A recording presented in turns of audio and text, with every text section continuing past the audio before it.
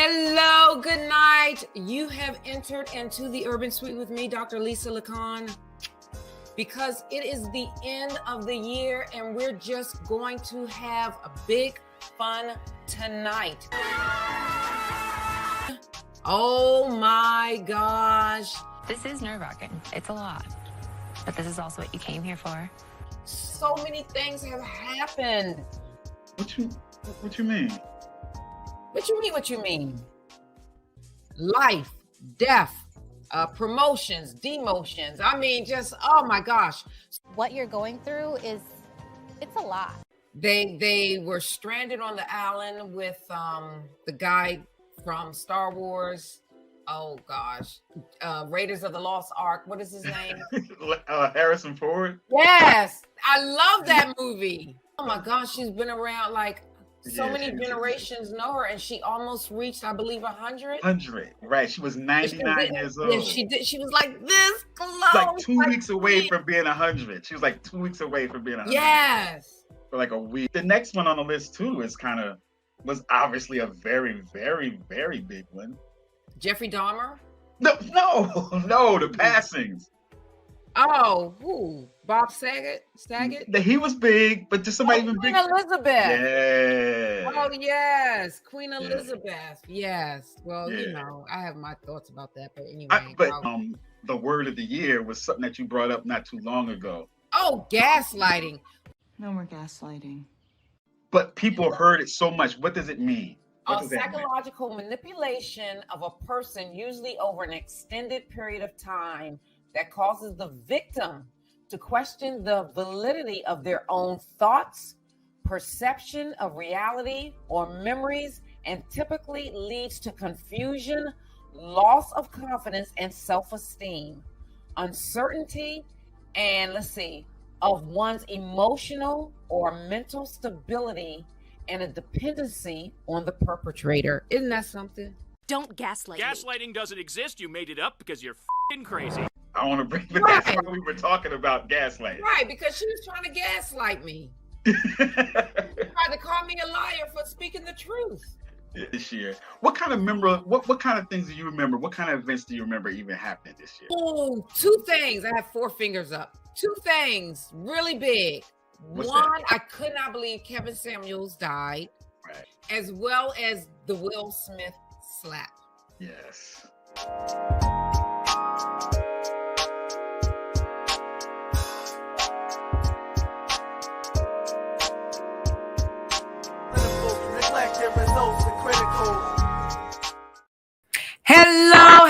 Hello, my urbanites. You have entered into the Urban Suite with me, Dr. Lisa LaCon. Welcome. Listen, we have a wonderful show tonight. You're going to learn a lot, take some notes. We're going to do some kind of laughing and, self-examination. So stick with us. We'll be right back.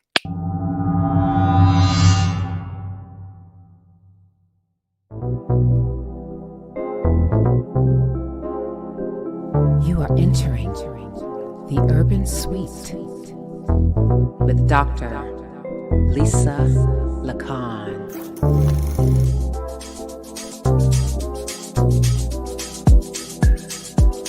Let's talk about urban issues plaguing our community. Good to hear. Let's talk about mental health. Oh, Lisa. So tonight we are talking about cheaters and cheating, as well as the psychological and the spiritual component consequences of cheating. Because let me tell you, a couple of things have happened within the last, I would say, month or so that made me want to do this show tonight. Because at the end of the day, you cheaters, you never win. So when we come back after these messages, we're going to get right into why cheaters never win. Stay with us.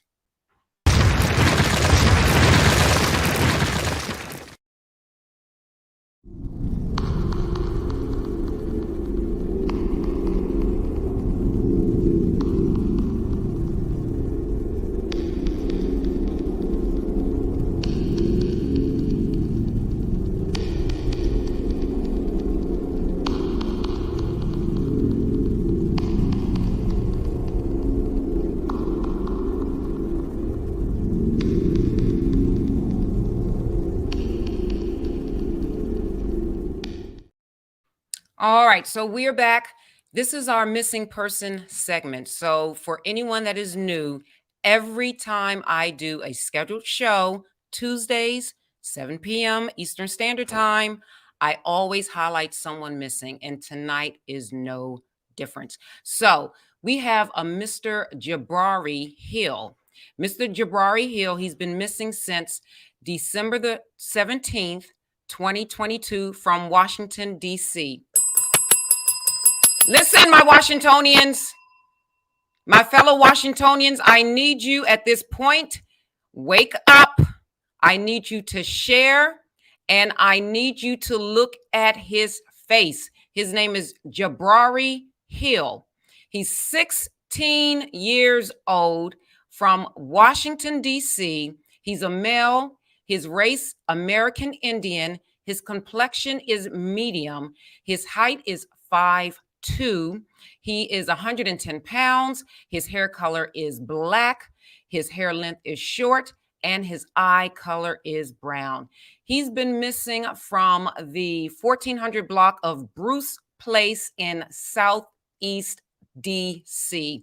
And the circumstances surrounding his disappearance is unknown at this time. So listen, if you have any information about Jabrari Hill, please contact the Metropolitan Police Department, and their telephone number is area code 202-576-6768.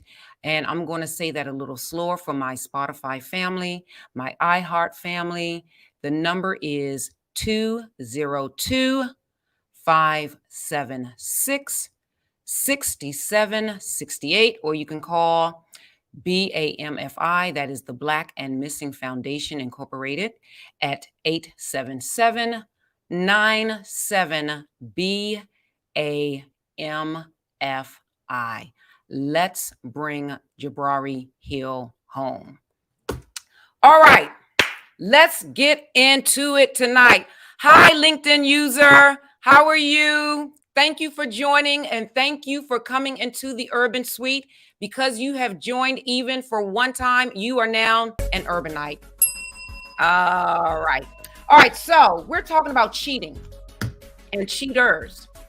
So there was an incident that my husband and I were privy to. We were talking with a young lady that is in college. And you know what she told me? She said she cheats on her exams. She's a cheater on her exams in school. And she said it with so much pride. I could not believe it. I could not believe it. So then when I was talking to her about cheating, she tried to make me believe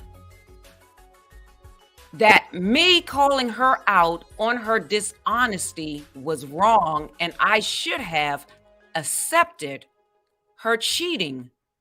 Can you imagine? So let's pull up what the definition of cheating is. Because I want to get this correct. This is from Oxford Languages Dictionary.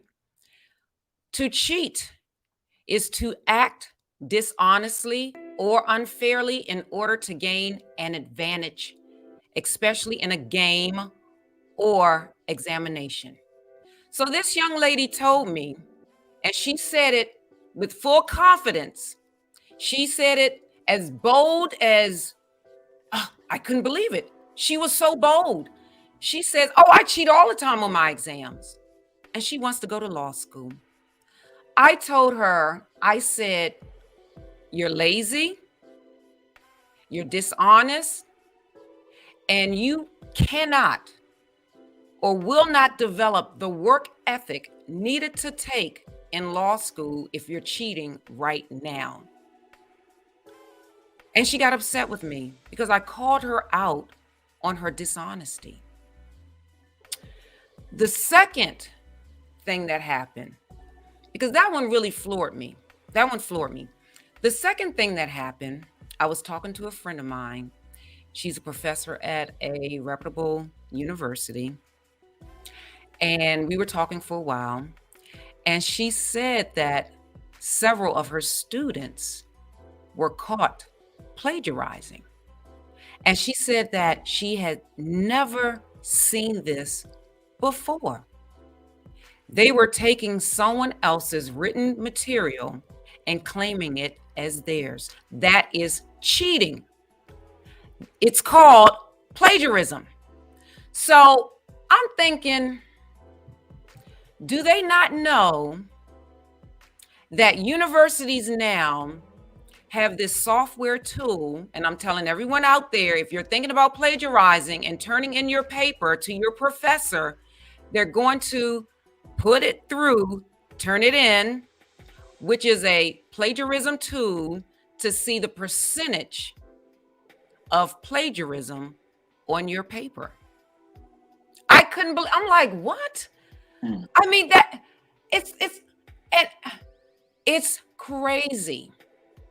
Now, do you think that this is widespread? Like, do you think this is like widespread amongst a lot of youth these days that are in college? People trying to get into like this? Well, you know what?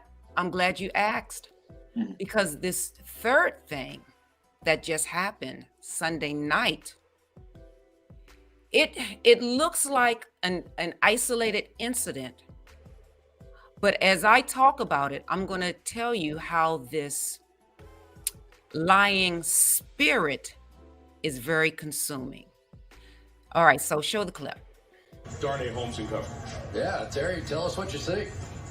It's clearly a foul, Chris. He grabs his arm, he plays through the back. It's clearly before the ball gets there. This is defensive pass interference, and it really should be called, whether it's the end of the game, beginning of the game, doesn't matter. It's always a foul and should have been called. All right. Put up that definition of what a cheat is: to act dishonestly or unfairly in order to gain an advantage, especially in a game or an examination. So when I saw that, because I was watching it live, Dr. Lisa actually stayed up. I stayed up. I was so pumped. My adrenaline was pumping. Oh my gosh. I stayed up. That game, these late night games come on at 8:20. You know, my bedtime is 9 o'clock. Now, you know, I had to stay up to watch this game. And I stayed up till the final end. This was like the last minute and a half to the game being over. Oh, okay. So typically what happens, we call that a pass interference, and that is a foul. A pass interference, in my opinion, is not very subjective, especially that one. A pass interference is when the opposing team touches, blocks, prevents the player from reaching the ball when the ball is within that player's reach, and they stop them illegally by holding their hands, pulling their shirt, piggybacking off of them like what this guy was doing. Now, I looked at this video. He was holding him several times, not once. That clip right there is just once out of, I believe, like 2 other times that he was illegally holding him. No referee called that play at all. Now, say for instance, if the referee would have called that play, the ball would have been down at that 1 yard line. We could have perhaps gotten a touchdown and perhaps gotten 2 points, and the game would have been tied. But guess what? Somebody didn't want that to happen. Now, I'm not saying the Giants cheated, because I believe it's way beyond the players at this point. Way beyond the players. All right, hold up. Two things real quick. Do you think that, you know, he's clearly committing pass interference right there? Do you think he's like cheating right now? Like trying, like he knows that's an illegal move that he's doing, but he's doing it anyway because he can't catch the guy. He can't, you know, the guy's too fast for him. Absolutely. He knows that's illegal. So on a slow, like now, but it's not up to him to That call is correct. himself That's why I for said cheating. exactly. It's So it's two beyond the different giant levels. player. Yeah. So technically, he knows he's committing pass interference, but only if the ref calls it. That is correct. Okay. All right. Second thing is just hit the Midas on your button a little bit because you're getting excited. Your mic Oh, is turn it down. yeah, turn down your mic a little bit because I knew you was gonna get once we start talking about the Commanders. I knew you was gonna. I know. I'm like, and this and that. Yeah. Okay. So, all right. So, what do you think about who's in control of this then? It's the ref. It was the ref. Well, sometimes it's beyond the ref. What do you think? Show the clip. Okay. What are you hearing from the powers that be? Anything? They just want me to go away right now. We've spoken to them, and they don't want to talk about it either. They have nothing to say. But they're not denying anything, and they're not refuting any of the facts. Let me talk about some of the major charges. And I just jotted down a few of the. I mean, you're saying, for example, virtually every team owner gambles on football teams. Well, I'm saying that no fewer than 26. That's NFL team owners have documented ties. Past and present NFL team owners have documented business ties to either the gambling community and or the organized crime syndicate. I'm also saying that no fewer than 70 NFL games have been fixed. Now that's pretty rough stuff. You're saying no fewer than 70 NFL games have been fixed. You mean the outcome, the point spread, what? I'm saying the points were shaved and thereby fixed. Yeah. How does this happen? Well, I first got into this about 1983. Vincent Persani, who is the head of the Michigan State Attorney General's Office Organized Crime Division, told me, if you're going to do a book about the NFL, Dan, you're going to have to get into this guy, Don Dawson, because he was fixing games. We knew it. I went to my friends and my sources at the Internal Revenue Service, the Organized Crime Intelligence Division. They said Don Dawson was fixing games. I went to the FBI, the Organized Crime and Racketeering Section of the Justice Department, and Strike Force field offices. Everybody told me what Don Dawson was fixing games. At that point, I had enough evidence to print that allegedly Don Dawson was fixing NFL games. He was a major bookmaker in the Midwest. I then went to Dawson, I tracked him down, I jumped through all kinds of hoops to interview him, and when I interviewed him on about the 7th or 8th interview, he admitted to me that he had personally participated in the fixing of no fewer than 32 NFL games. How does that happen? He liked to work with the quarterback. He would go to the quarterback would come to him and say, I need some bread. What's the line on the game this week? And the bookmaker would say, you guys are favored by 6 points. And then the reply was, we're not going to cover the spread. And basically that was it. Now, do you name players? Oh, sure. I name players. And also in 1979, I go into the specifics of 8 fixed games that were allegedly fixed by 2 referees who were investigated by both the FBI and the IRS. And I list the 8 games on page 308 of the book. Yeah. All right, so that was in the 80s. So now we have 32 games. So what he's saying is oftentimes these games are fixed and they're controlled by Vegas, in my opinion. Oh, boy. He said it, the gambling community, organized crime. They put a lot of money into these games. The fix is on. The fix is on. And because of that, I got so upset on several accounts. Number one, I got upset because do you know how much those tickets cost? No, but I would imagine they're expensive. They're expensive. And a lot of people save up their hard-earning, working money to pay for those tickets because they want to see an authentic game. The water is about $10. Wow. The greasy chips, fries, chicken is about another $15 a piece. Yes, a piece. The watered down alcoholic beverages and the beer with so much foam. It's very expensive going to a football game. Not to mention you're out in the cold all that time to see something that's rigged. But you get to see it from the comfort of your own home with all the rest of the people I'm watching just on being their TV. compassionate about the people out there. The people that drove all the way from New York to DC. Gas is very expensive. Inflation is very expensive. People are getting laid off. And they went down there to see their team play the Commanders. Right. And what they saw was a sham show. It was a sham show. Now, How I'm not saying we could have played better. My team, our defense, our defensive line, it just really sucked. We could have played better. And then the field goal kicker, Sly, he missed another field goal. I'm starting to believe that Mr. Sly is on the tape. Now wait a That's minute. my opinion. Because he missed the last field goal that we played with the Giants. That's why we were tied. And then here he comes again, sliding his no-kicking self. Well, what were the Giants fans saying about it? So the Giants fans, now this is interesting, and this is what I'm going to bring everything home. The Giants fans, there were two types of Giants fans. One was like, that was pass interference. That's all I'm saying about that. The other Giants fans were like, a win is a win. That's the problem. That's the problem that I have. Because to me, what you're saying is now you're teaching children, you're teaching society that even if you cheat, it doesn't matter, but a win is a win. So let's go back to that young lady who said boldly that she, her exams, she cheats with her exams. I don't know, maybe in her household, a win is a win.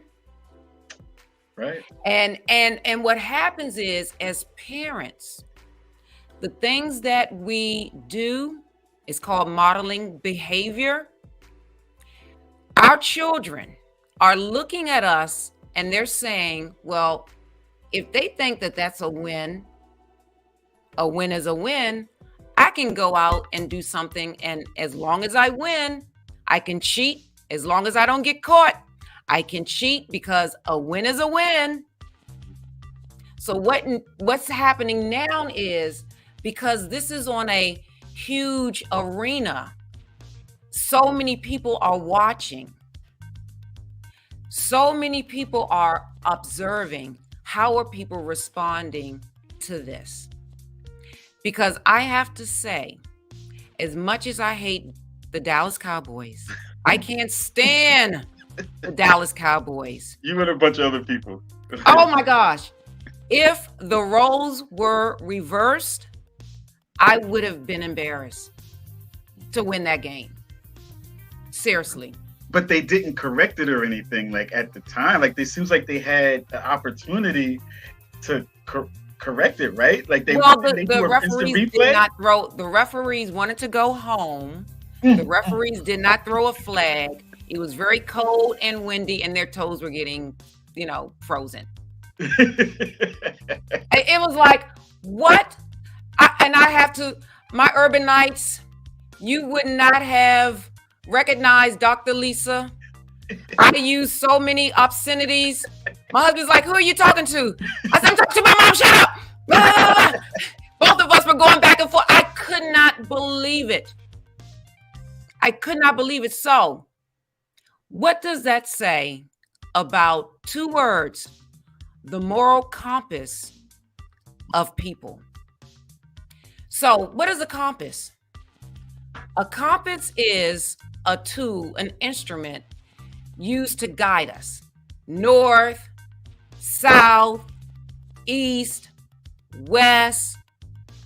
Our moral compass has all those four things on it: righteousness, lying, cheating, whoremonger. So where is your moral compass when you can say boldly to me that, guess what? I basically enjoy cheating during an exam. Your moral compass is shot. You're only going in one direction, and it is not in the direction of righteousness at all. I could not believe it. So now when people are celebrating a win is a win, that gives me the litmus test of where we are as a society. And our moral compass says it is all right to steal, it is all right to cheat, just as long as you don't get caught. Well, two other things on that. Speaking exactly to that, a guy, Long Island, he just won a congressional seat in New York. His name is Santos, and it just came out in the New York Times that his whole resume can't be corroborated.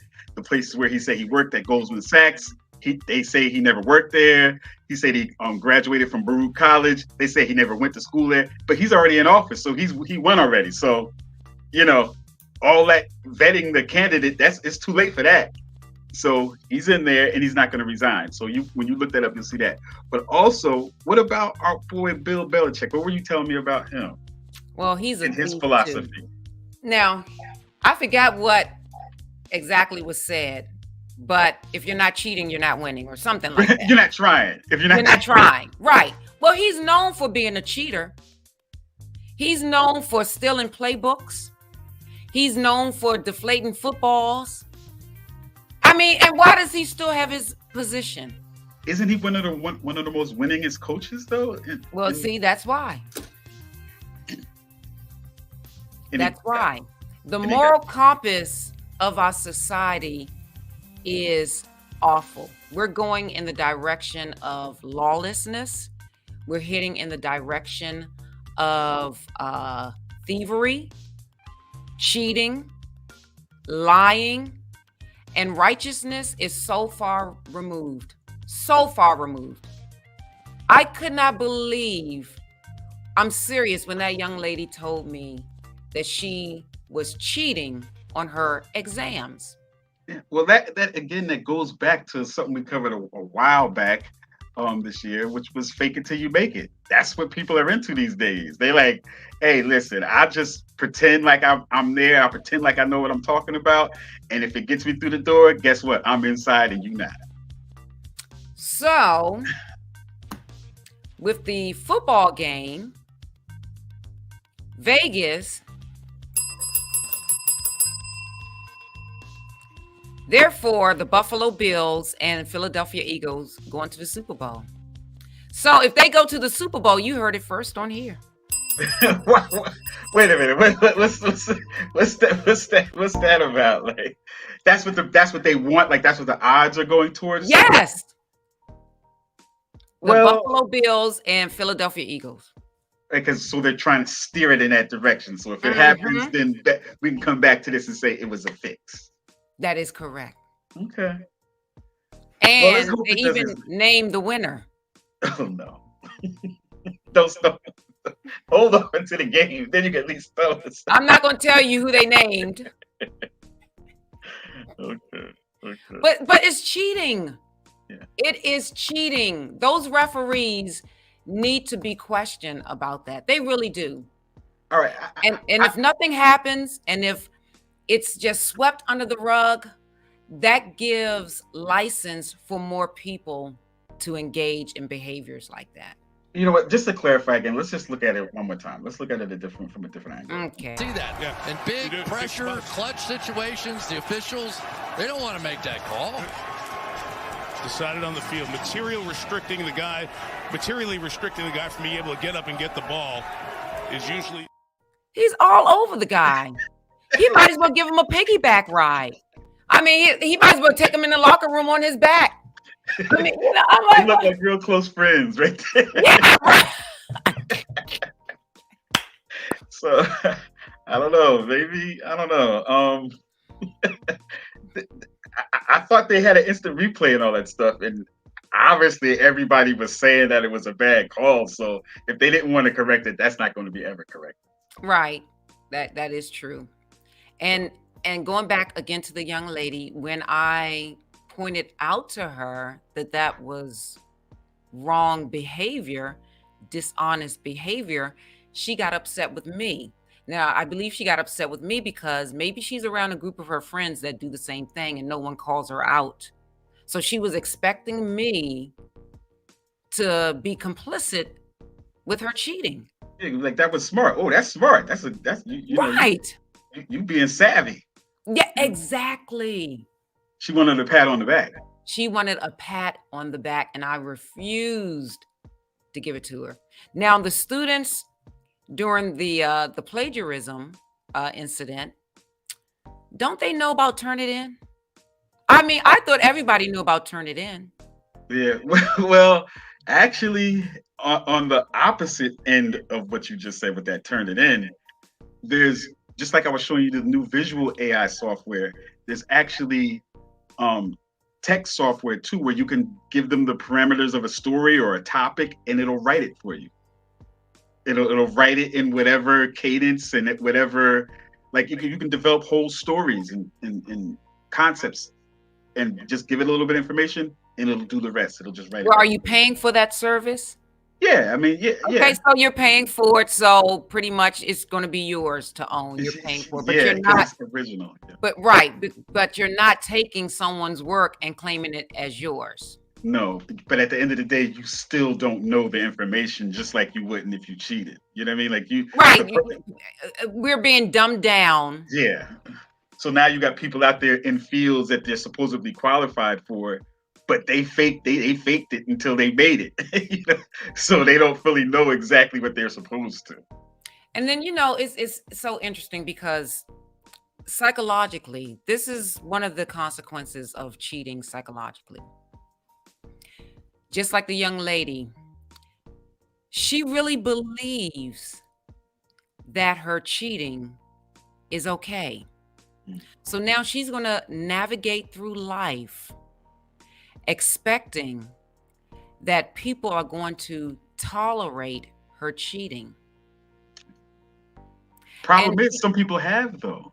Right, but she's going to go, say for instance, if she gets into law school, she's going to, perhaps her nature may rise up and she may cheat and she may get caught. Yeah. But she doesn't see, because her moral compass is not focused in the direction of righteousness. Her moral compass is focused on me. What is going to give me the advantage? I don't care about anything else except me. Well, she's looking at it as like she's looking at the goal more than the journey. Like she doesn't care how she gets there. She just wants to be wherever that place is at the end. So that is correct. That is correct. And what happens as a result of that, you will compromise on so many things in your life that you will wake up not knowing who you are when you look in the mirror, because your moral compass will be so dead. Spiritually, you'll be so dead. And what happened Sunday night is just a chipping away of that moral compass leading people to righteousness. It's just a chipping away, and that's how it works. It chips away. It's one little thing like that, and then another, and then another, and then another. How many times growing up, this is just an example of it chipping away, when someone used to call your house and your parent, sister, whomever would say, tell them I'm not home. That's a lie. Yeah. That is a lie. Why not just say, tell them I'm not available? Yeah. Because in doing that, you're still instilling a little chip away that it's all right. Okay, I can get away with it. I can do it and get away with it on this. So let me try the next thing. Let me try the next thing. And then each next thing becomes something bigger and bigger and bigger because you're not caught. And then what will happen is that starts to shape your whole characteristic. It starts to shape your whole persona. And now you go through life as a scam artist. Because that's all you know. Looking for shortcuts. Looking for shortcuts. Yeah. That's all you know, looking for shortcuts.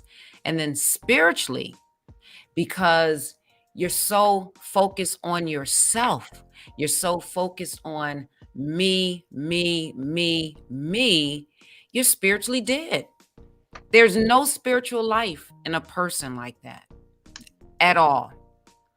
Well, that's the opposite of where we're supposed to be right now. It's getting to be Christmas time. We're supposed to be talking about season's greetings and feeling, peace and love, to our fellow man and all that, and sharing your time. That's what we were talking about, a couple of weeks ago.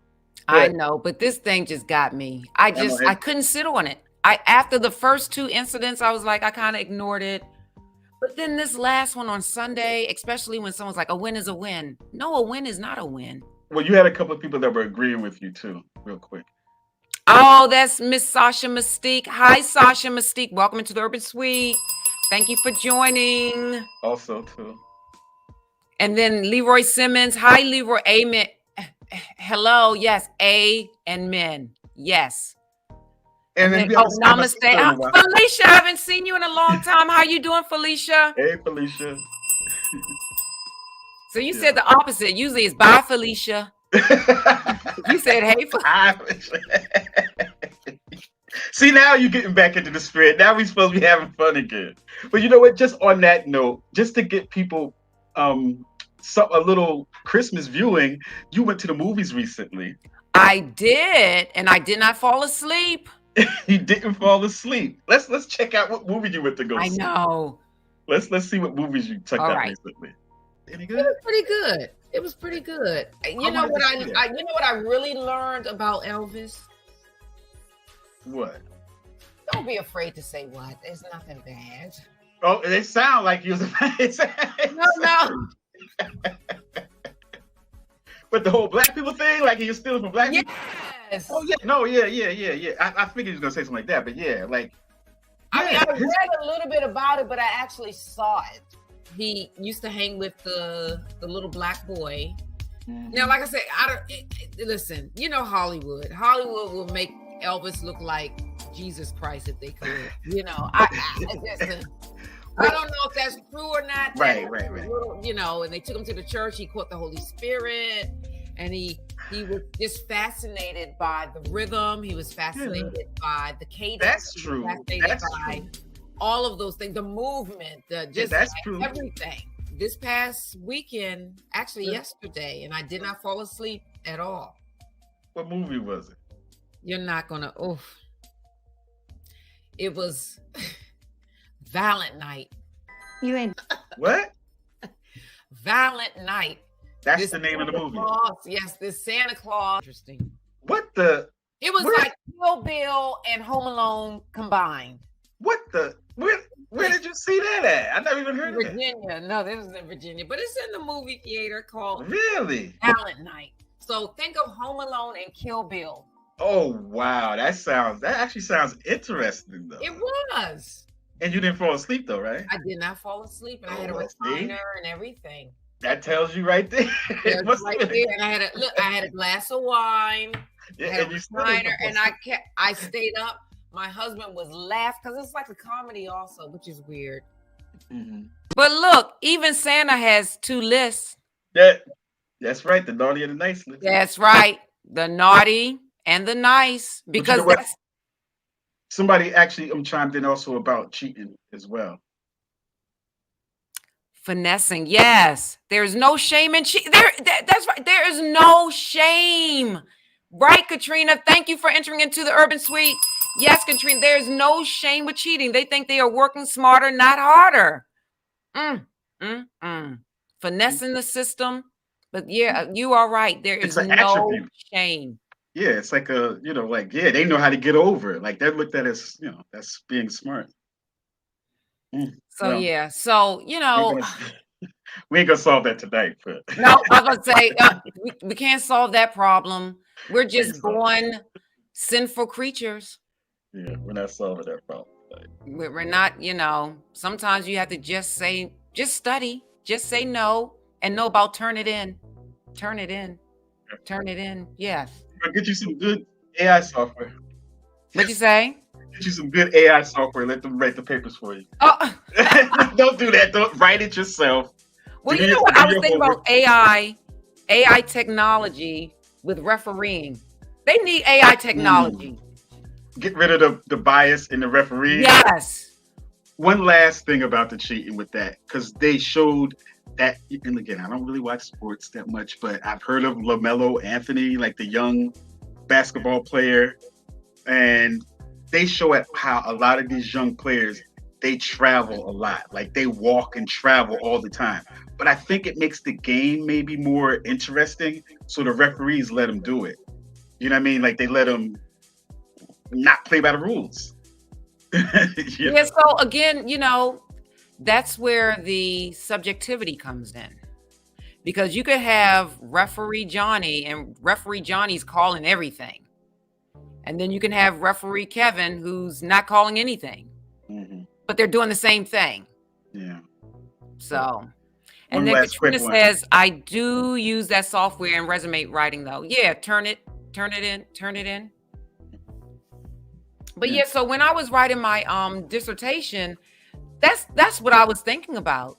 I was like, Lord, they put this thing through the software. Oh, no, seriously, that was my, and then I just knew if I could not capture something that I knew that I saw, I just used the direct quote and cite it. Yeah, you just cite it. You just put it in the footnotes. You just cite it and put it. Right, I cited where I got it from, and that's what you do. Yeah, that's what you have to use references to specific things that were said in other articles and stuff like that. That's the problem. Just cite it. Don't act like it's your stuff. That's all. Right, and that's what they're pretending. The great pretenders. They're acting like it's their stuff. They're acting as if they're knowledgeable, and at the end of the day, they're not.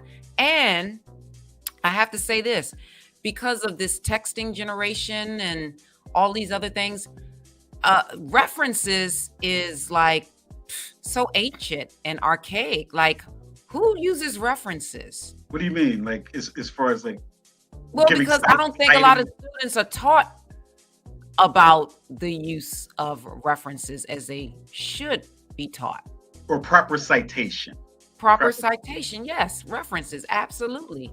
Yeah, but and maybe this topic actually goes into this larger topic of the AI, because the big thing right now is all these artists are mad because the AI software, in order to learn, it uses their artwork as the learning device to make new pictures. Right, and they're not getting any money. Right. So they might say, reference Lisa LaCon's great artwork when I do this picture of a woman, and then you put Lisa LaCon, and so it'll make something that looks like your stuff. So the artists are mad that it's like people are cheating and using my stuff and acting like it's theirs. You know what I mean? But I sort of disagree with that, in the sense of, in art and all that stuff, people always copy each other. That's always been the thing. Like, people have always, like, one great artist always tried to copy another. Give them at least the credit, though, like where you got it from.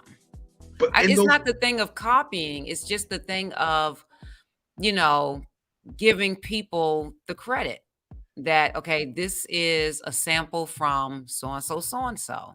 Yeah. But it's like, sometimes, and getting permission to use it, because sometimes, as we know, we have to get permission to use certain songs, or else, you'll get that notice from Sony.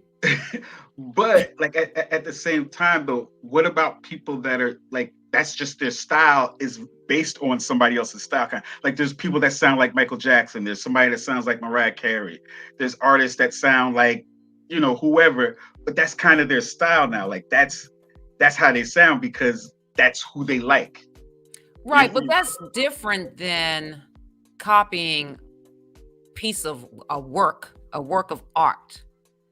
So if my vocals sounded like Minnie Riperton, but I didn't sing a Minnie Riperton song, that's different. Yeah, and actually it is like that with the AI, because the AI is actually creating something completely original. Oh, my cousin is on. Love that jacket, because hey, Ryan, what's up? That's my Sag cousin. We are diehard Commander fans. DC, baby. Yeah. And actually, this is a special belated birthday shout out and a posthumous birthday shout out, but to a fellow Sagittarius of yours, DMX. His birthday was on December 18th, which is What? yeah. Oh But my he passed God. last year. He passed last year, but He yeah, sure did. yeah. He was I think he would have been 52 this year. And you know what? On that note, when I was watching that show, I'm about to lose my mind up in here, up in here. Y'all gonna make me act a fool up in here, up in here. Wow, I was so man. Ooh, You were heated, huh? I was heated.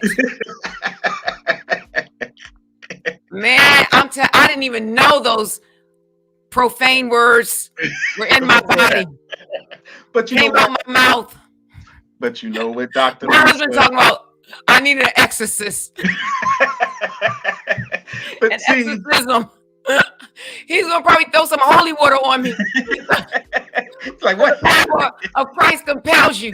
For the power of Christ compels you. I start convulsions. Wait, hold up. But the season's not over for them, right? Or is it? It's not. Well, yes and no. So what has to happen is so many but teams have to lose consecutively that they don't have a chance. Like the Lions have to lose all their remaining games. That's easy. Don't they lose all the time anyway? No, they're the good Lions now? are doing pretty well. Okay, good. Yeah, they're doing well. I think they've won six consecutive games. Oh wow, good for them. The Seahawks have to lose their remaining games. So that's not going to happen. And some other stuff has to happen, but it's stick a fork in us. All right, but Dr. Lisa, yes, you still going to keep watching football next week, Dr. Lisa? Well, actually, you know what? It's a blackout has been called. Yeah. For the Cowboys and the Commander game. I believe that game is scheduled for January the 8th. You gotta watch that. That's the rivalry, Dr. Lisa. You got to watch that game. I know. And my former classmate, he's been telling me about this blackout. And if I don't do it, will I be seen as a cheater? No, you're not gonna be no cheater. Listen. The bottom line is this: it's not gonna change nothing. The NFL is gonna do what the NFL gonna do. They're just gonna keep going. If all that story was from the 80s and he wrote a whole book about it and put people's names in it and everything, and they still haven't changed their ways. Okay? Yeah. Everybody knows it's a fix. I think it's worse than wrestling, because when I go to a wrestling match, because my husband's like, well, what's wrestling is cheating. When I go to a wrestling match, I know it's fake. Okay. Like it's so phony and fake how they hit the canvas with their foot and they do the But you're watching it for the entertainment value of it. Right. I don't want to go to a football game just for entertainment. I want to see men in tights.